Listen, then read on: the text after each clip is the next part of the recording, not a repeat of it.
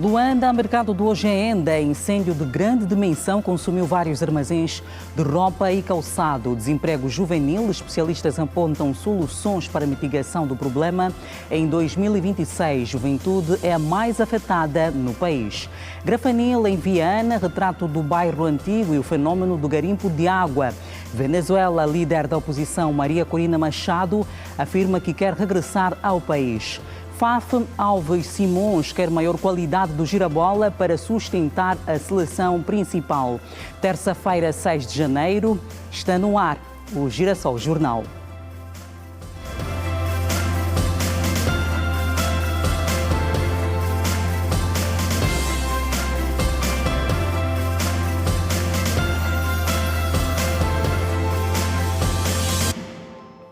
Olá, boa noite. Populares na capital do país apontam as dificuldades do atual contexto social como fator predominante para a fraca qualidade de vida.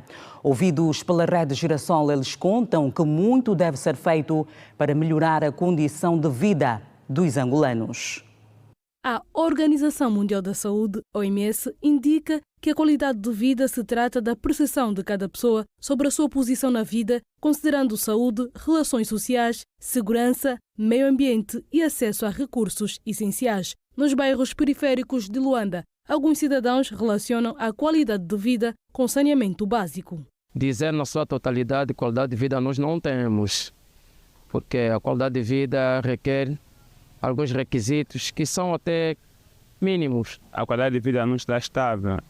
Por acaso, estamos aqui, mas numa qualidade de vida mesmo muito difícil. Que tudo aqui está caro, só a água é um dos principais fundamentos aqui do combate à água. Um bidão é 200 pasa e onde sai é muito distante, é do outro lado da vale. E só nós indo lá já é uma confusão imensa. Apesar de ser um conceito difícil de explicar, as respostas variam de acordo com a escolaridade, trabalho e local em que. A possibilidade de algumas pessoas, eu penso que essas pessoas têm qualidade de vida. Por quê? Por causa do seu rendimento, conseguem a qualidade naquilo que é a saúde, alimentação, educação e até mesmo lazer. Mas, no entanto, naquilo que é no âmbito geral, qualidade de vida, penso que na maior parte da população não há por causa do rendimento abaixo daquilo que é esperado ou necessário. Quem tem qualidade de vida de verdade, há pessoas que, feliz ou infelizmente, têm um salário de 1 milhão, 2 milhões, 3 milhões. Essas pessoas ainda pode-se dizer que conseguem ter uma qualidade de vida, porque ainda para além de conseguir ter a cesta básica em casa, para além de conseguir sustentar a educação, a saúde, ainda conseguem ter lazer, nesse caso que é viagem, se calhar, desfrutar de algum tipo de ambiente e tudo mais. Olha, para mim qualidade de vida é ter conhecimento para discernir problemas e lidar com as adversidades da vida. E eu acredito que alguns angolanos não têm por falta de leitura. Acho que a leitura é muito interessante para vocês conseguirem um conhecimento para lidar com qualquer problema que aparecer e assim ter a qualidade de vida. Não, olha, eu acredito que tem outros fatores, mas acho que o primordial é o conhecimento. Depois também tem adaptado a qualidade de vida, a alimentação, um lugar para morar, para ter paz de espírito, tranquilidade, que você tem que ter um bom lugar para descansar. De acordo com a Numbeo, um banco de dados global de contribuição colaborativa, de preços relatados pelo consumidor e de estatísticas relacionadas à qualidade de vida, Angola é o 6º país africano com custo de vida mais elevado no início de 2026. Para mim, o angolano não tem qualidade de vida. Se nós vemos o poder de compra, hoje está muito elevado. Versus ao salário mínimo da República, não compensa. Não se consegue ter qualidade de vida, porque é impossível, né? Alguém que, por exemplo, ganha 50, 60 mil kwanzas, saco de arroz, 15 mil kwanzas, caixa de frango, 20 mil kwanzas, por exemplo, tem ainda o óleo. Essas só são as necessidades básicas, nesse caso, para sobreviver naquilo que é a alimentação. Depois tem a educação, tem a saúde. É impossível se ter uma qualidade de vida com este tipo de pressário a nosso redor. Se for alguém, por exemplo, um cidadão que ganha 400 mil kwanzas, 500 mil kwanzas, ainda consegue se virar. Não, acho que esse indivíduo não tem uma boa qualidade de vida, mas pelo menos consegue ter uma cesta básica em casa, alimentação. Um estudo do Programa das Nações Unidas para o Desenvolvimento, PNUD, de 2024, revela que Angola ocupa a posição 150 de um grupo de 193 países com desenvolvimento humano considerado médio. O governo angolano prevê a realização de vários concursos públicos ao longo de 2026, com destaque para os setores da saúde e da educação, que projetam a admissão de cerca de 6 mil novos profissionais cada, numa tentativa de reforçar os serviços públicos e responder às necessidades criadas pelas novas infraestruturas. Os cidadãos aguardam expectantes pelas novas vagas de emprego. A possibilidade de ingresso na função pública gera expectativa entre milhares de jovens e profissionais desempregados. É bom a iniciativa, porque há muitos jovens que terminaram o médio na saúde e vão conseguir o seu primeiro emprego nessas oportunidades que foi dada. Nesse processo é uma grande oportunidade, principalmente para os jovens, como é a partir dos 18 aos 35, se não me engano. É uma grande oportunidade porque, vendo que a taxa de desempregado entre as nossas faixas etárias é muito extensa e os concursos públicos abrangem uma variedade de áreas, sim, é uma boa oportunidade e é algo que é difícil de perder, não podemos perder. Este é o meu ano, né? A minha oportunidade. Estou para me candidatar na área dos SIC e bombeiros. Quero testar um ou outro. Mas também levanta preocupações quanto à transparência e às condições de acesso aos concursos. Quanto aos concursos públicos feitos via online, as dificuldades são no momento dos testes. Os testes online é muita dificuldade porque temos tido muitos problemas com a internet. Alguns cidadãos manifestaram receio de que alguns concursos públicos não sejam suficientemente transparentes, apontando práticas que consideram pouco claras na seleção dos candidatos. Os concursos públicos feitos no nosso país não têm sido tão claros. Pelo menos os últimos concursos públicos não foram tão claros, mas segundo a política do Executivo e o pronunciamento de alguns ministros, parece que as coisas vão melhorar. Outros entrevistados destacaram ainda as dificuldades no acesso às plataformas digitais usadas para as candidaturas. Ainda há muita dificuldade quanto ao acesso a mesmo esses concursos.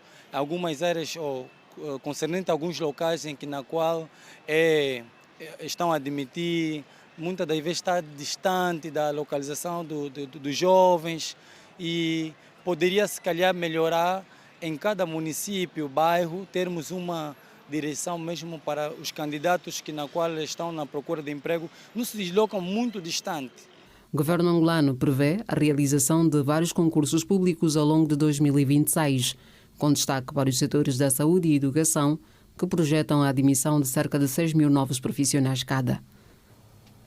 A figurar na casa dos 28%, a empregabilidade continua a ser uma das maiores preocupações de muitos angolanos.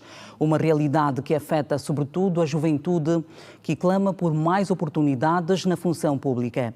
Especialistas em direito do trabalho e empregadores apelam para a cultura do autoemprego como caminho para a resolução do problema.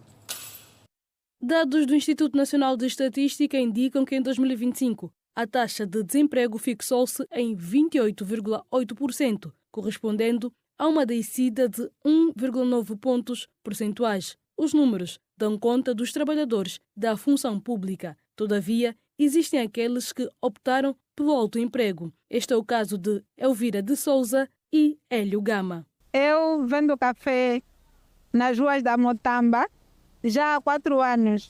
Eu encaro isso como um emprego, né? Porque é daqui onde eu tiro o dinheiro que põe comida na mesa da minha casa, que paga as minhas roupas, a minha formação. Aqui eu consigo tirar o meu sustento. Olha, é uma experiência que a vida é um desafio. É um desafio, todos os dias é um desafio. Basta nos acordarmos para encararmos o desafio. Eu sou empreendedor já há cerca de quase 15 anos já. Tenho várias experiências, não só positivas como negativas, mas isso também não nos faz desistir, nos dá até vontade de crescer e continuar mais ainda, incentivar aqueles jovens, não é, que querem desistir desta área, desta vida. Não, eu só ter fé não vamos só pelo imediatismo, não. É cada um com a sua etapa, porque a vida é assim. A vida é feita de etapa, não é? Nós temos que ir devagar para chegar ao longe. No entanto, o pintor Adelino André não considera a profissão que exerce digna por não estar associada a uma empresa. Trabalho na obra, sou pintor e apesar do que estou atrás, não trabalho mais digno, né? Um trabalho mensal, porque trabalho por empreitada. Não tem um trabalho digno, porque mostrar é um apanhado que eu faço às vezes na banda. Gero um vídeo, se eu quiser pintar, pinto. Também trabalho fora daqui mesmo, da zona em que eu vivo. Mas é difícil às vezes aparecer trabalho já. Diferente de quem está numa empresa, é melhor até que é. Porque trabalhando não tem uma renda mensal. Em Angola, a temática do desemprego juvenil não é nova. Coronel Caraçuca e Fernando Raimundo acreditam que um dos fatores que está na base do desemprego tem que ver com a escassez de oportunidades na função pública. Mas atualmente o que nós estamos a viver, estamos a passar, quem está no Estado está melhor. Mas também temos que saber que temos que empreender, que é para nós enriquecer mais o bolso. Na verdade, isso estamos a passar por uma situação difícil, particularmente pela juventude, ainda mais, sobretudo, a carência de desemprego. O que é que acontece? É que o Estado diz que há tantos empregos quando, na verdade, não temos ou não estamos a ver este emprego. Então, como é que podemos criar emprego para a juventude? É necessariamente o Estado entrar em comunicação com as empresas privadas a fim de criar um mecanismo para que a juventude esteja empregada, porque hoje em dia emprego é no Estado. Dados do INE, Instituto Nacional de Estatística, revelam também que a população empregada em Angola cresceu no primeiro trimestre de 2025, com um aumento de 8,9%, o que representa mais de 1 milhão de pessoas. O jurista Fernando de Brito explica a definição de emprego. Emprego, do ponto de vista da Lei Geral do Trabalho e de outros direitos trabalhistas, define-se como toda e qualquer relação jurídica que uma pessoa tem com outra, no sentido desta prestar serviço a outrem, mediante uma retribuição, ficando esta outra parte, que é o empregado, está subordinado à entidade patronal. O emprego não é só na função pública. O emprego não é só aquele que nós temos mediante da relação que temos com uma entidade patronal, mas sim existem muitas tipologias de emprego. Januário Adão aponta a formação como uma das chaves para a obtenção de emprego na área desejada. Quando não tem formação, o que você quer ser? Já é um pouquinho inconcebível. Ainda que eu queira ajudar, não consigo, você não está formado. Mas, por outro lado, a empregabilidade nesse país existe. Só que nós muitas vezes não queremos nos afirmar, não queremos aceitar. Só queremos fazer coisas negativas, coisas não bem feitas, e depois queremos apontar mesmo o Estado. Fernando de Brito diz que o Estado não é obrigado a criar postos de trabalho, mas sim políticas que fomentem a empregabilidade. O Estado não é obrigado a dar emprego ao cidadão, mas sim o Estado, enquanto uma pessoa de bem, enquanto um ente público, deve criar políticas de acessibilidade de emprego aos seus cidadãos. Moradores do bairro Grafanil, em Viana, lamentam a situação do garimpo de água que a zona enfrenta por muito tempo. Eles contam que o problema, além de visível, nada é feito para colocar fim à prática.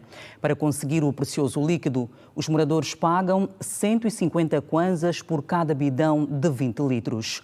Outros problemas, como a degradação das ruas de acesso e a falta de policiamento, são alguns que os moradores esperam ver melhorados.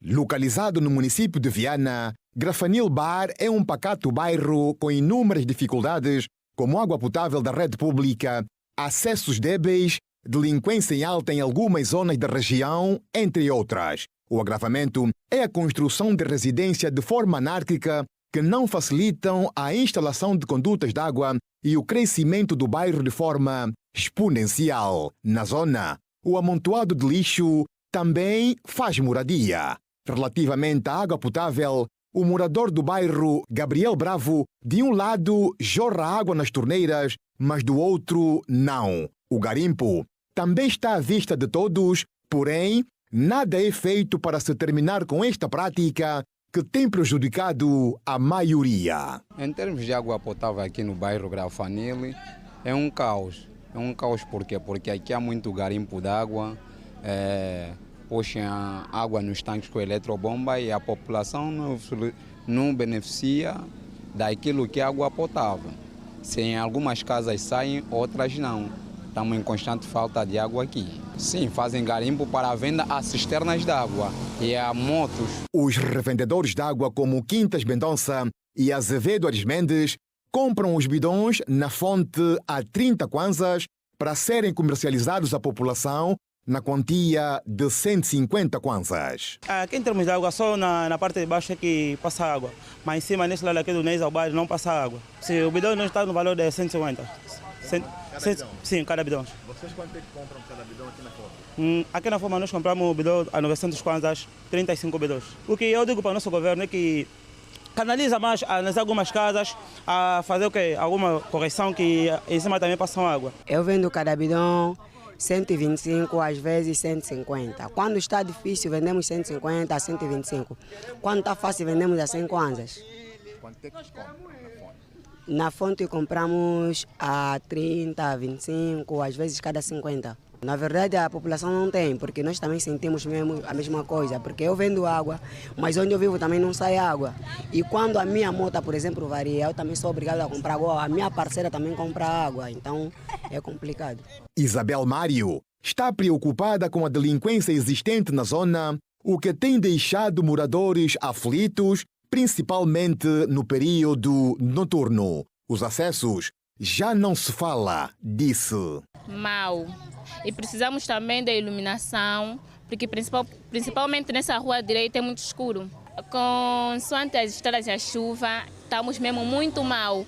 Porque aqui quando chover, só porque estamos durante esse tempo não choveu. Quando chove, aqui não tem muita água parada. A moto aqui é 200, passam a nos cobrar 500 a 600. De noite podemos pagar 1000 kwanzas.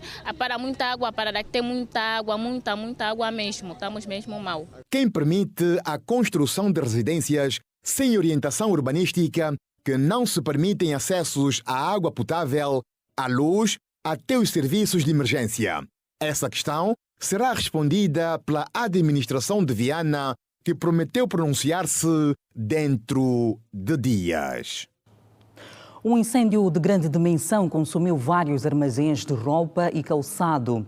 As chamas começaram cedo, antes da abertura das lojas, e mobilizaram rapidamente as equipas de socorro. No mercado do Hoje Ainda, a madrugada foi alarmante e com muitos prejuízos.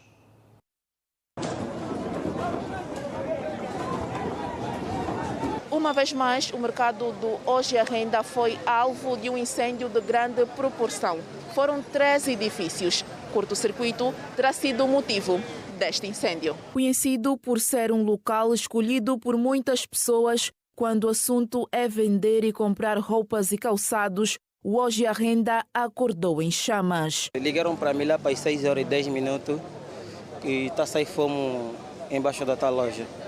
E bastante que eu cheguei, encontrei, já tinha rompido a minha porta. O fogo entrou, então, antes de bombeiro chegar, já tinha mesmo passado o limite do fogo. Infelizmente, não sei a totalidade dos valores que está dentro da loja, porque é muita coisa, a loja estava cheia, é muita mercadoria que estava dentro da loja.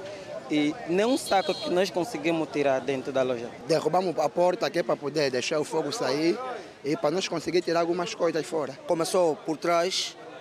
Nós, quando vimos a fumaça, nós estávamos do lado da estrada, daí nós todos do bairro se reunimos, viemos a correr. Mas pensamos que o fogo deveria só ser ali. Então se dividimos. Outros foram para lá, outros ficaram no teto. Eu fiquei mesmo aqui mesmo nesse teto, mas com a ajuda de muitos, conseguimos sim apagar o fogo. Os munícipes relatam que não é a primeira vez que acontece o incêndio nos armazéns do Hoje Ainda. Isso acontece sempre aqui do Hoje Ainda. O mês passado aconteceu, na rua do Mochico. Aconteceu a mesma casa. Sempre estamos um problema daqui da energia. A nossa energia está muito mal. Ninguém mete o fogo na loja deles por causa de um propósito, não. É a energia que nos faz sempre esses problemas. sempre temos problema de energia aqui. Essa é a quarta vez já. Sim, nos preocupa porque se as lojas ficam assim, nós também não conseguimos levar pão em casa para as crianças, porque nós dependemos mesmo das lojas. Aqui os fios ficam muito ligados, além de ligados, a pessoa quando está a deixar algo ligado na tomada, ele tem que saber que tem que vir cedo. Joaquim de Melo, administrador adjunto para a área técnica do município do Hoje à Renda, refere que tão logo a notícia chegou, acionou-se o Corpo de Bombeiros para a devida atuação. Tão logo tomou conhecimento, a administração comunicou os bombeiros, a Polícia Nacional e começaram logo a extinguir o fogo aqui a nível dos edifícios. São 3 edifícios que estão afetados, nomeadamente 2 lojas e um restaurante. O restaurante 100% todo ele danificado e um armazém também ficou todo ele danificado e o outro parcialmente danificado. É um curto-circuito elétrico. Com certeza que os proprietários não devem ter desligado uma lâmpada ou uma tomada. O incêndio começou antes da abertura das lojas, o que influenciou na inexistência de pessoas feridas. Não houve vítimas mortais porque a partir desta hora em que começou o incêndio ainda não havia nenhum funcionário. E os bombeiros estão a fazer a avaliação da quantidade de fogo que atingiu as paredes. De princípio, há uma parede central que vamos ter que demolir amanhã. A administração criou as condições para que amanhã a máquina esteja aqui e depois vamos entrar com os bombeiros para poder demolir aquelas paredes que já estão todas elas danificadas. Especialistas ouvidos pela Girassol em Luanda defendem a aposta forte no setor agrícola como forma de garantir o alcance da autossuficiência alimentar no país e promover o bem-estar entre as famílias angolanas. A segurança alimentar, olhando para o setor agrícola como para o setor industrial, ainda é um desafio que, segundo especialistas, precisa ser trabalhado arduamente para promover o bem-estar nas famílias angolanas. Para o economista Daniel Tendo, Angola tem potencial em produção agrícola, porém é dominada pela agricultura familiar, o que chega a ser preocupante. Nós precisamos começar a olhar a atividade agrícola de forma sistematizada. E olhar a agricultura de forma sistematizada pressupõe o quê? Os nossos produtores precisam ter acesso ao crédito, os nossos transportadores precisam de vias de acesso em condições para permitir o escoamento da produção dos grandes centros de produção para os centros de consumo. A outra grande dificuldade que os nossos agricultores têm também são os centros de armazenamento ou logística. Nós sabemos que em determinadas regiões do país produz-se muito de facto, mas infelizmente esses produtos não conseguem chegar aos grandes campos por causa da estrada e como não têm espaços em condições para o devido armazenamento, os produtos acabam por apodrecer. Isto é um problema que precisa ser urgentemente corrigido. Para o especialista, o país está distante para alcançar a autossuficiência. Mas nós temos que olhar aquela questão que é muito comum na economia, o que produzir. E o que produzir está muito relacionado com aquilo que é o hábito de consumo das famílias. Nós precisamos concentrar a nossa produção naquilo que é a dieta das famílias angolanas. O que é que as famílias angolanas comem essencialmente? Nós temos a mandioca para fazer o fungo, não é? A fuba no caso, nós temos o pão, que é através de cereais. Quer dizer que nós temos que nos focar muito naquilo que são os produtos de maior demanda. E quando concentrarmos a nossa atividade neste segmento, temos que nos focar não apenas para satisfazer as necessidades do momento, como também começarmos a olhar outros mercados, porque a autossuficiência pressupõe isso, satisfazer o mercado interno e termos a capacidade de exportar para os grandes mercados. Daniel Tendo considera que deveria existir uma interseção entre os 3 setores da economia. No setor primário, nós vamos extrair os produtos. No setor secundário, que é a capacidade de transformarmos esses produtos, por exemplo, a partir do tomate, nós podemos fazer o ketchup, podemos fazer a massa tomate e depois para a devida comercialização. Ainda não estamos neste nível, precisamos alcançar este nível, mas para isso a agricultura familiar não é suficiente. Nós precisamos industrializar, precisamos dar um rigor empresarial e de negócio na atividade empresarial, na atividade agrícola. Só assim é que nós teremos essa complementariedade em termos de setor. Quer dizer que se tivermos capacidade de transformarmos esses produtos localmente, estaríamos a poupar divisa. Já este docente defende que o orçamento do Estado, canalizado para o agropecuário, deve ser revisto. A fatia do Orçamento Geral do Estado, que é canalizada para o setor agrícola, ainda deve ser massificada para que Angola consiga ter, então, a tão almejada independência desta importação massiva de produtos da nossa cadeia alimentar. Em vez de Angola importar, fazer o contrário, fazer a exportação de produtos agrícolas. Então, para isso temos que fazer uma produção, sair da produção rudimentar, a produção só de base familiar e ter uma produção de escala do ponto de vista agrícola, que possa ter então essa capacidade de exportar produtos também para o exterior. E essa exportação vai trazer divisas, e essa divisa vai fazer com que o nosso ambiente macroeconômico seja muito mais estável, consiga também contribuir para a nossa balança comercial, nossa balança de pagamentos e essencialmente para a nossa reserva internacionais líquidas. O consultor de agronegócio, Vítor Panzo, entende que para se produzir em grande escala, o país precisa melhorar os seus automatismos e também a industrialização. Nós temos os fatores de produção em Angola, estamos a falar de terra, de capital. Quando falo de capital, estou a falar de capital humano. Temos uma infraestrutura que precisa ser melhorada. Diga-se de passagem que temos muitas dificuldades nos acessos às próprias áreas de produção por causa das vias de comunicação.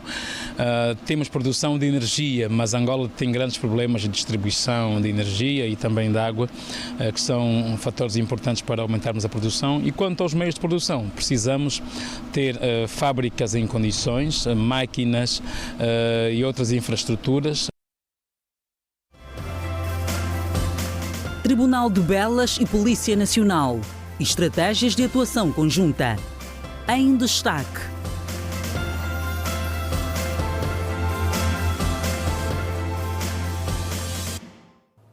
A Assembleia Nacional aprovou nesta terça-feira, na especialidade, a proposta de lei que altera a Lei número 22/21 de 18 de outubro, Lei do Passaporte Angolano e do Regime de Saída e Entrada dos Cidadãos Nacionais, durante uma reunião conjunta das Comissões de Trabalho Especializadas, coordenada pelas 1ª, 2ª e 10ª Comissões. A proposta foi apreciada e votada no quadro dos trabalhos parlamentares que visam adequar o regime jurídico do passaporte às novas exigências tecnológicas e operacionais, em particular no que diz respeito à introdução do passaporte eletrónico em Angola, visto que o passaporte eletrónico já foi oficialmente apresentado quando a respectiva base legal ainda se encontrava em processo de apreciação pelo Parlamento. Isto gerou debate em torno do princípio da regularidade legislativa. De acordo com o deputado da UNITA, Manuel da Fonseca, o Executivo fez uma extrapolação formal com a implementação do novo documento antes da aprovação formal da lei que o regula.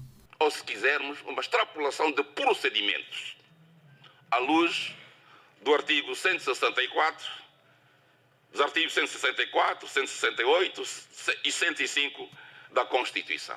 Por quê? Porque o Executivo publicamente antecipou soluções normativas ainda pendentes de aprovação parlamentar. E, por conseguinte, criou, e gostava de sublinhar isso, criou uma aparência de decisão legislativa consolidada, quando, na verdade, só hoje é que esta Casa, este Parlamento, está aí exatamente a discutir, a fazer a discussão na especialidade e que, com certeza, vai aprovar a revisão.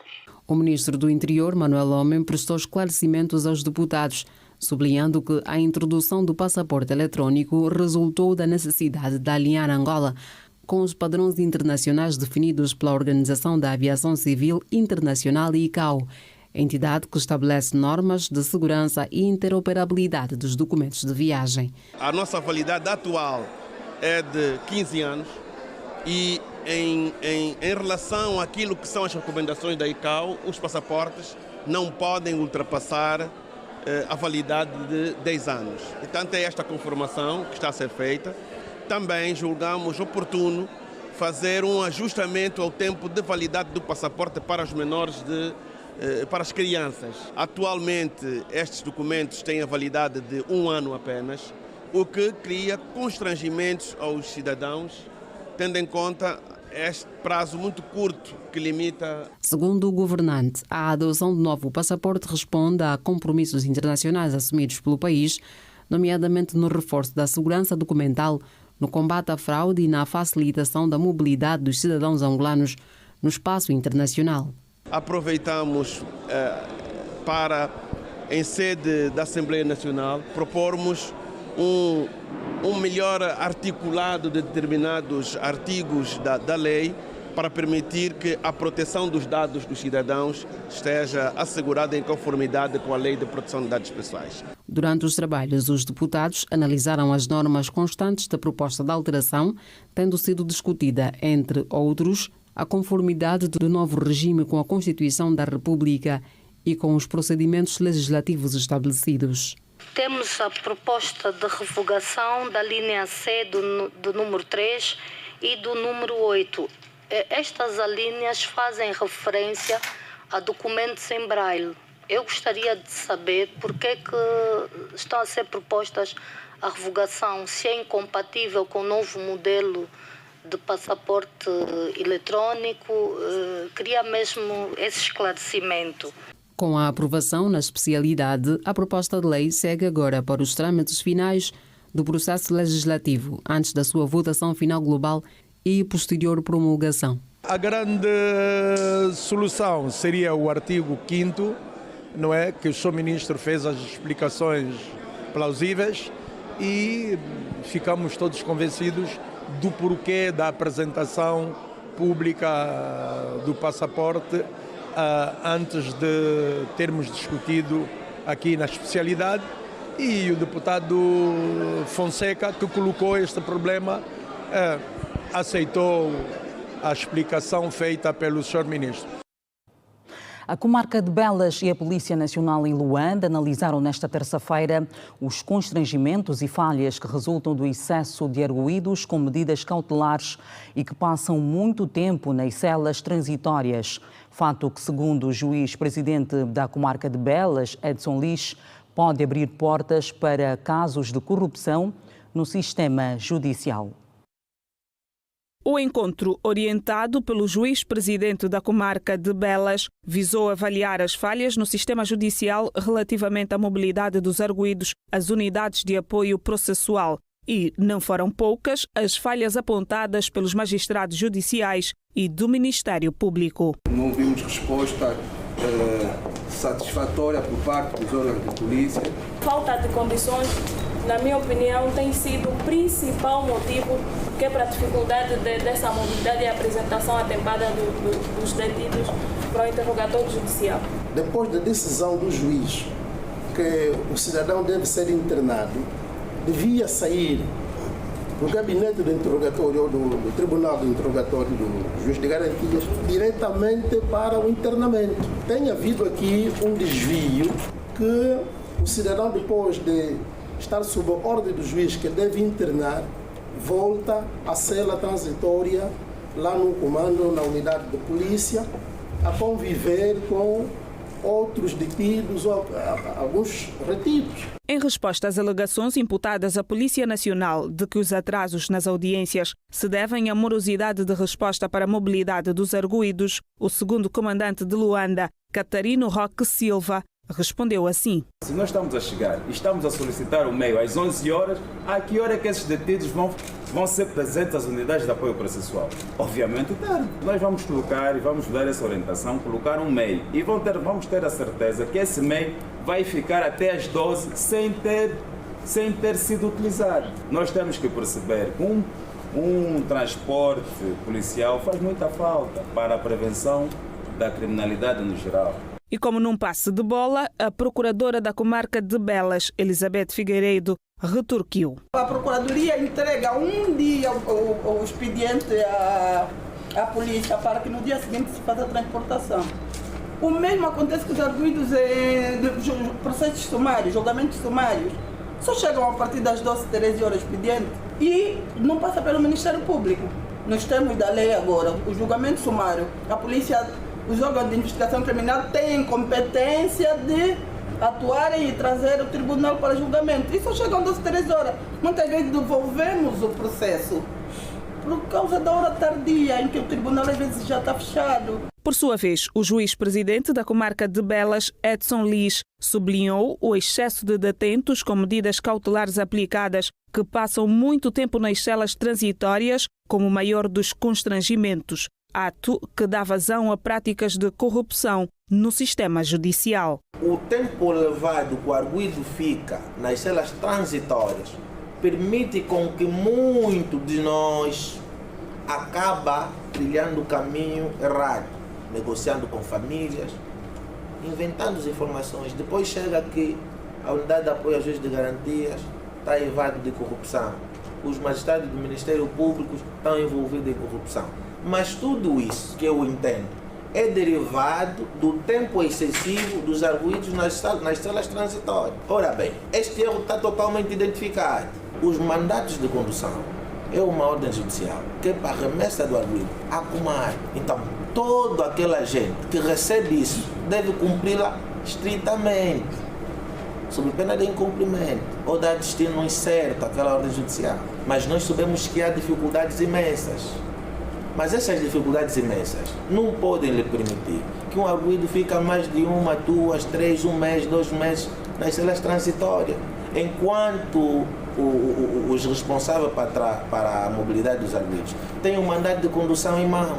Juiz-presidente da comarca de Belas reuniu com o segundo comandante de Luanda e órgãos da Polícia Criminal a fim de coordenar melhores estratégias para a mobilidade dos arguidos às unidades de apoio processual ao juiz de garantias. A escolta dos magistrados ao fim das audiências, que vão além da hora, foi outro assunto que marcou o encontro. Os requisitos de inscrição na plataforma dos Serviços Nacionais de Contratação Pública, bem como a existência de várias empresas ilegais, estão entre as dificuldades enfrentadas pelos operadores econômicos na província de Benguela. Os operadores econômicos estiveram reunidos neste auditório do Hospital Geral de Benguela para ouvirem a Coordenação Regional dos Serviços Nacional de Contratação Pública a respeito do esclarecimento aos agentes econômicos sobre o funcionamento da plataforma que dá oportunidade aos agentes privados em prestarem serviço ao Estado. Entretanto, uma das dificuldades apresentadas tem a ver com os requisitos exigidos. Olha, grande parte da dificuldade temos que aceitar que são os modelos os requisitos que se pedem para poder se inscrever na plataforma. Muitas empresas existem, mas de forma ilegal, muitas. Há fisco na parte do que da AGT, nas questões fiscais, há documentos que não estão bem prontos. Eu acho que essa é a grande dificuldade. E a outra questão também, outra grande dificuldade é o quê? É que muitos desses empreendedores não têm condições financeiras como tal para poder dar já resposta direta dos problemas que se pedem. E primeiro temos que esperar o financiamento para depois nós temos que aplicar os trabalhos. Na mesma linha, o diálogo com as instituições do Estado é outra dificuldade apresentada pelos operadores econômicos, em particular na província de Benguela. Bom, as dificuldades são imensas. Nós podemos caracterizar, por exemplo, no próprio diálogo em si. Às vezes tem tido algumas barreiras, sobretudo às vezes no contacto físico com os nossos, tratamos assim de clientes, que são algumas instituições, mas em alguns momentos também temos tido algumas respostas e auguramos melhoria nessa vertente. A par do esclarecimento a respeito do portal, os operadores ficaram esclarecidos a respeito dos requisitos que tornam o operador um fornecedor do Estado. Muitos desses operadores econômicos reclamavam, diziam que naturalmente nunca têm oportunidade de participar em processos de contratação pública, então nós agora vimos essa oportunidade para mostrar-lhes também como e quais são os passos que eles podem seguir para poderem mais ou menos se tornar fornecedor do Estado. E a nível da lei dos contratos públicos, naturalmente temos classificados duas áreas de dois 2 tipos de procedimentos que na verdade são os procedimentos abertos, em que abrangem mais ou menos a maior parte dos operadores econômicos, ou seja, todo operador econômico que tiver interesse poderá participar nesses procedimentos abertos. A sessão de esclarecimento é da Coordenação Regional de Contratação Pública Benguela e Kwanza Sul, e nesta quarta-feira acontece outra sessão direcionada aos operadores econômicos da província do Kwanza Sul. A subcomissária Leonor Fernanda Santana foi nesta terça-feira apresentada no Lubango, província da Huila, como a nova segunda comandante provincial da polícia na região. A nova segunda comandante provincial da polícia na Huila foi apresentada esta terça-feira no Lubango. Trata-se da subcomissária Leonor Fernanda Santana, que antes exercia iguais funções na província do Namibe. Na cerimónia de apresentação, o conselheiro do comandante-geral para a região sul, comissário Domingos Geraldo, realçou as qualidades da subcomissária Leonor Fernanda Santana, que vão reforçar a capacidade coletiva para garantir a ordem e tranquilidade pública na província. Com a reconhecida experiência e elevado sentido de Estado, para reforçar a nossa capacidade coletiva de garantir a ordem e a tranquilidade pública nesta província. Senhora Comissário Leonor Santana, esperamos de si não apenas competência técnica e estratégica, mas também atuação inspiradora. Leonor Fernanda Santana, que conhece bem a realidade da província, onde já trabalhou durante vários anos, definiu as suas linhas de atuação que passam pelo trabalho em equipa, disciplina e muito empenho. Desafios para um segundo comandante é só dar continuidade, né, do trabalho de quem já é o titular, nós já conhecemos a casa. E não há muita ciência, é mesmo dar continuidade ao trabalho. A nova segunda comandante da polícia na Huila aposta igualmente no policiamento de proximidade e no combate à vandalização dos bens públicos, que tem provocado enormes prejuízos ao país. Temos que contar com todos, principalmente com o policiamento de proximidade. Cada um de nós é um polícia. Onde nós não tivermos, estão vocês. Enquanto agente da autoridade, né, sabe que a vandalização dos meios públicos é prejudicial para todos nós. Afeta qualquer um de nós enquanto cidadãos, né? Então, o que está estipulado na lei são as medidas que serão tomadas, mas nós não vamos dar nenhum palmo a quem assim cometer. Já o comandante provincial da polícia deseja as boas-vindas de regresso a Huila, a nova segunda comandante, e espera que seja bem-sucedida pessoal e profissionalmente nesta sua empreitada. Comandante Nanda, seja bem-vinda. Agora faz parte desta família. Esperamos que seja bem-sucedida do ponto de vista pessoal, que encontre aqui tranquilidade necessária para poder desenvolver o seu trabalho e que também, do ponto de vista profissional, esta província possa enriquecer aquilo que é a sua trajetória. Primeira pausa no Girassol Jornal, tem desporto para ver no regresso. Volte connosco. Até já.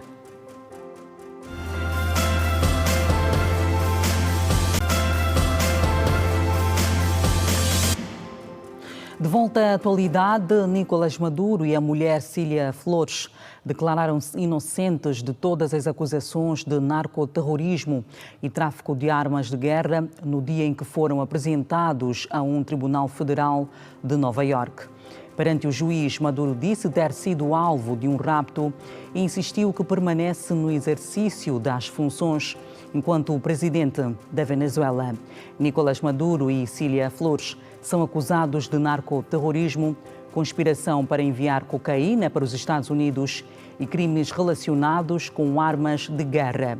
Algemado, Nicolás Maduro terá dito em castelhano que foi raptado de casa, que é prisioneiro de guerra, um homem decente e ainda o presidente da Venezuela.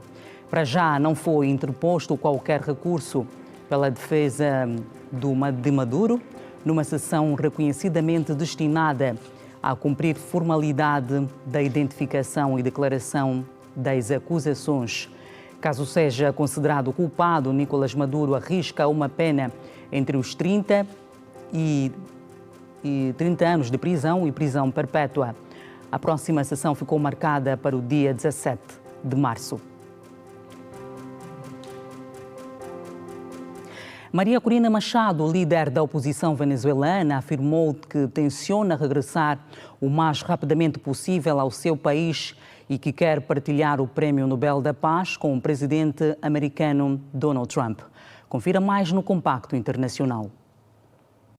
A líder da oposição venezuelana, Maria Corina Machado, afirmou nesta terça-feira que tenciona regressar o mais rapidamente possível ao seu país e que quer partilhar o Prémio Nobel da Paz com o presidente norte-americano, 2 dias após a captura de Nicolás Maduro numa operação militar norte-americana e sem indicar onde se encontra. Corina Machado criticou também duramente Delcy Rodrigues, empossada segunda-feira como presidente interina da Venezuela, acusando-a de ser uma das principais arquitetas da tortura atribuída ao governo de Caracas. Rodrigues manifestou vontade de cooperar com Washington, mas Corina Machado considera que é rejeitada pelos venezuelanos. Os líderes de Espanha, França, Alemanha, Reino Unido, Itália e Polónia defenderam nesta terça-feira a autonomia da Groenlândia face a ameaças do presidente norte-americano Donald Trump de anexar aquele território controlado pela Dinamarca. Numa declaração conjunta, sublinham que a ilha ártica, estratégica e rica em minerais, pertence ao seu povo e apoiam a posição da primeira-ministra dinamarquesa,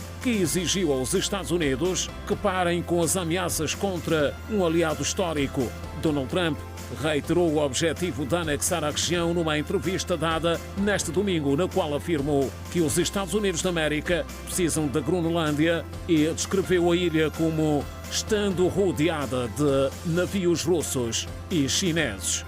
O Papa Leão XIV encerrou nesta terça-feira o Ano Santo de 2025 no Vaticano, condenando o consumismo e a xenofobia e convocou os cardeais para dar início às reuniões sobre a governação da Igreja Católica. O discurso serviu para fechar o Jubileu, um Ano Santo que acontece geralmente a cada 25 anos, proclamado pelo Papa como um tempo especial de perdão, reconciliação e renovação espiritual, que levou cerca de 33 milhões de peregrinos a Roma e incluiu uma transição histórica de um pontífice americano para outro. A cerimónia desta terça-feira terminou um ano vertiginoso de audiências especiais, missas e reuniões que dominaram os primeiros meses de Leão XIV como pontífice e colocaram sua própria agenda em suspenso.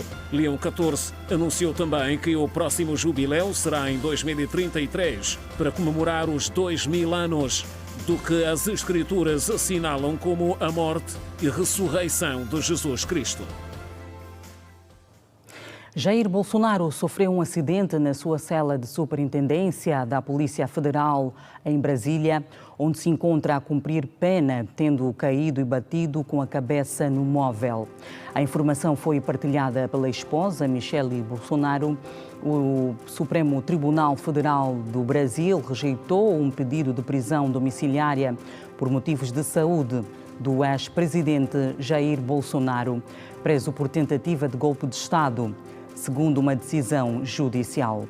Os advogados de Bolsonaro tinham apresentado um pedido do ex-presidente, com 70 anos, que esteve hospitalizado desde 24 de dezembro até o Ano Novo em Brasília e que foi submetido a uma cirurgia de uma hérnia inguinal.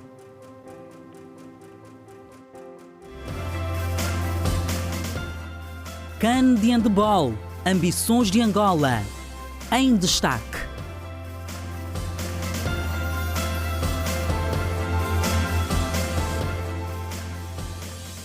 Olhamos a seguir para o desporto. O presidente da Federação de Angola de Futebol, Alves Simões, assumiu o fracasso da seleção nacional no CAN 2025, que decorreu em Marrocos.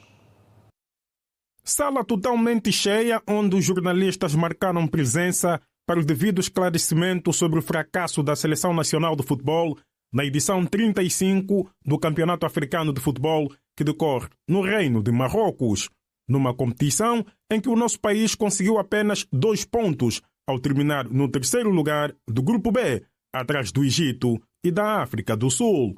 Em conferência de imprensa sobre a participação de Angola no CAN 2025, O presidente da Federação Angolana de Futebol, Alves Simões, admitiu o fracasso dos Palancas Negras na maior prova futebolística do continente africano. Reafirmar aqui que não conseguimos. A intenção era, de facto, procurar fazermos o melhor para a satisfação de todos. Mas dizer que quando nos propusemos melhorar a classificação e conseguir um apuramento para o Mundial de Handebol masculino é o objetivo da Seleção Nacional do CAN da modalidade que vai decorrer no Ruanda de 21 a 31 de janeiro. A bandeira de honra foi entregue nesta terça-feira. Depois de um estágio realizado em território nacional, a Seleção de Handebol masculina vai concluir o ciclo preparativo em Portugal com 5 jogos antes de ir ao palco da competição, a cidade de Kigali, em Ruanda. O presidente da Federação Angolana de Handebol, José do Amaral Maninho, disse que o conjunto está preparado para o desafio que se segue. A equipa técnica pretende, obviamente, melhorar a classificação do campeonato passado, que não foi boa, na nossa perspectiva. Nós, na última classificação, foi o 8º lugar.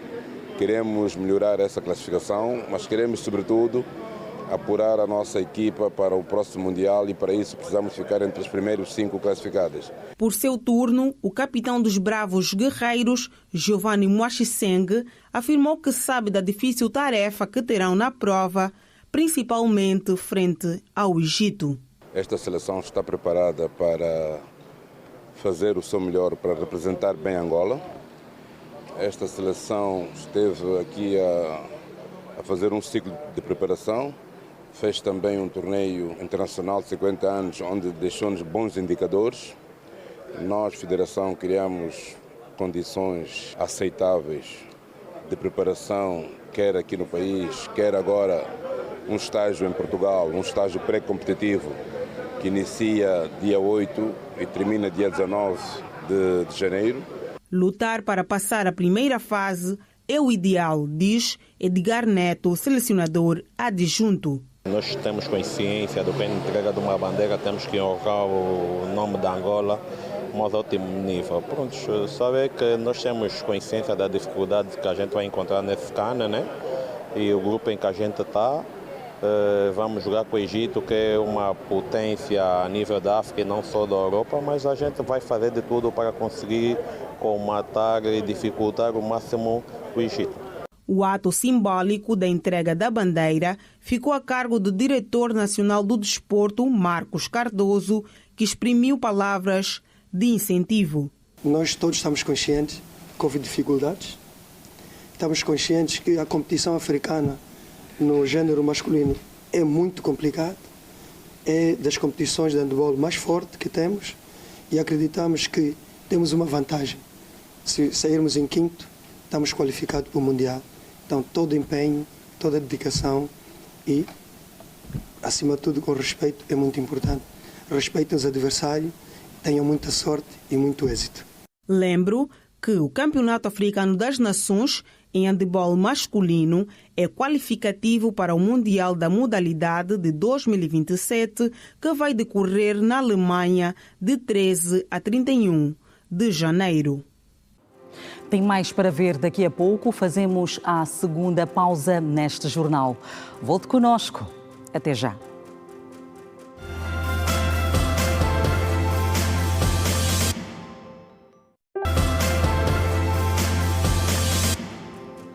Bem-vindo de volta. Assinala-se hoje, 6 de janeiro, o Dia dos Reis, a data que marca o encerramento das celebrações do Natal e que é vivida de forma distinta pelo mundo. Veja. Também conhecido, levaram para Jesus presentes que tinham um importante significado: o ouro, o incenso e a mirra. É no Dia dos Reis que se encerram as celebrações do Natal. Nesta data, a árvore, o presépio e os restantes enfeites natalinos são guardados para o ano seguinte. Pelo mundo, o Dia dos Reis é celebrado globalmente, com costumes que variam de desfiles de reis magos e entrega de presentes a tradições culinárias com bolo rei. Em Espanha, por exemplo, o dia fica marcado por grandes desfiles, as cabalgatas, com os reis magos a distribuírem doces e troca de presentes. Na Itália, a bruxa Befana voa neste dia na sua vassoura, deixando doces ou carvão para as crianças que deixam meias na lareira. Em Portugal, canta-se às janeiras, canções populares e come-se o bolo rei com fava escondida. Na Hungria, Alemanha, as crianças vestidas de reis magos pedem moedas ou escrevem iniciais nas portas. No Brasil, a Folia dos Reis toma conta da data com música, dança e visita a casas com presépio, onde são oferecidas comidas e prendas. Já em Cuba, a data é vivida como a Páscoa dos Negros, com danças e tambores, herança da folga dada aos escravos na colonização. Tradicionalmente, é no Dia dos Reis que se encerram as celebrações do Natal. Nesta data, a árvore, o presépio e os restantes enfeites natalinos são guardados para o ano seguinte. A paróquia de Nossa Senhora de Fátima foi nesta noite palco da missa em sufrágio a alma de Dom Serafim Siongo de Iombo, bispo emérito de Mbanza-Congo, falecido no dia 1 deste mês na Namíbia, vítima de doença aos 80 anos. Os restos mortais de Dom Serafim serão sepultados na Sé Catedral da Diocese de Mbanza-Congo, a pedido do clero daquela diocese histórica. A Brígida Icala testemunhou a missa desta noite e junta-se a nós com outras informações. Brígida, boa noite. Boa noite, Manuela Costa. Extensivo a vasta audiência. Nos encontramos na paróquia de Nossa Senhora de Fátima, onde estava prevista a chegada dos restos mortais do bispo emérito da cidade de Mbanza-Congo, Dom Serafim Siongo Yahombo, que perdeu a vida no primeiro dia do ano, vítima de doença na Namíbia. Nesta altura, presenciamos também a missa em sufrágio à alma do bispo emérito, que terminou em instantes com a presença de vários fiéis vindos de diferentes paróquias da Arquidiocese de Luanda e também das dioceses de Cachito e da Diocese de Viena.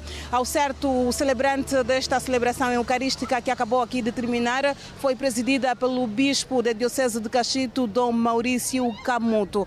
Para mais dados sobre os preparativos então das exéquias e também da vinda dos restos mortais do Dom Serafim, nós vamos agora conversar com o porta-voz das exéquias, o Frei Firmino Caculo. Frei, boa noite. O que é que esteve na base para este adiamento da chegada do corpo do nosso bispo emérito? O corpo do Frei Dom Serafim Siongo Yahombo chega amanhã. Houve alguns procedimentos que infelizmente só se realizam amanhã. O corpo chega amanhã e de lá vamos fazer todo o programa que oficialmente será emitido amanhã. E a única certeza que temos é que o corpo vai para Mbanza-Congo, onde ele será sepultado na Sé Catedral de Mbanza-Congo. Mas estava previsto a chegada às 19 horas de hoje? Estava previsto sim, mas houve algumas dificuldades em termos de procedimentos protocolares, pelo que adiou-se para amanhã e amanhã temos a certeza que o corpo estará cá e até porque já a aeronave encontra-se em Lubango e amanhã muito cedo parte para o Induque e de lá trará o corpo para a nossa paróquia aqui de Nossa Senhora de Fátima. Neste caso será na Sé Catedral de Mbanza-Congo? Na Sé Catedral de Mbanza-Congo, vai ser enterrado lá dentro da Sé Catedral de Mbanza-Congo, que é a honra que se dá ao primeiro bispo de uma diocese. Então, como disse, ele mereceu esse mérito e vai ser enterrado lá. Já abriram a campa e será mesmo enterrado dentro da Sé Catedral, da Igreja Catedral de Mbanza-Congo. Muito obrigada. Foram os pronunciamentos do Frei Firmino Caculo, ele que é pároco da paróquia de Santo Antônio do Hoje Ainda, e nesta altura é o porta-voz das exéquias fúnebres do bispo emérito da cidade histórica de Mbanza, Congo, Dom Serafim, que perdeu a vida no primeiro dia do ano, vítima de doença na Namíbia. Na história de Angola, o Dom Serafim foi o terceiro frade menor capuchinho a chegar ao episcopado, que foi nomeado então pelo Papa João Paulo II, e também chegou a exercer esta mesma função aqui na Arquidiocese de Luanda como bispo auxiliar, e na província do Zaire chegou mesmo a ser o segundo bispo naquela província, onde permaneceu com esta função episcopal até 2008, devido a questões de saúde. É um filho de Angola que desempenhou também o seu ministério na moralização do povo e também na concretização da paz, uma vez que o país vivenciou momentos de guerras. Então este filho de Angola que partiu também esteve empenhado, segundo alguns relatos aqui de fiéis, foi um pacificador no exercício também do Evangelho. Ao certo é que os restos mortais chegam amanhã, e tão logo chegar terá aqui nesta paróquia a missa do corpo presente, só depois que seguirá para a província do Zaire, onde será sepultado na Sé Catedral daquela diocese de Mbanza, Congo. De resto, este é o essencial por agora. Manuela Costa, mais dados sobre este momento de luto na Igreja Católica nós poderemos levar nos próximos serviços de informação da Rede Girassol. As imagens são de Miguel Sualme, Brígida e Cala. Boa noite. Boa noite, Brígida e Cala. O Girassol Jornal termina aqui. É sempre um prazer ter o carinho da sua audiência. Assim, votos de uma ótima noite. Fique bem. Fique em paz.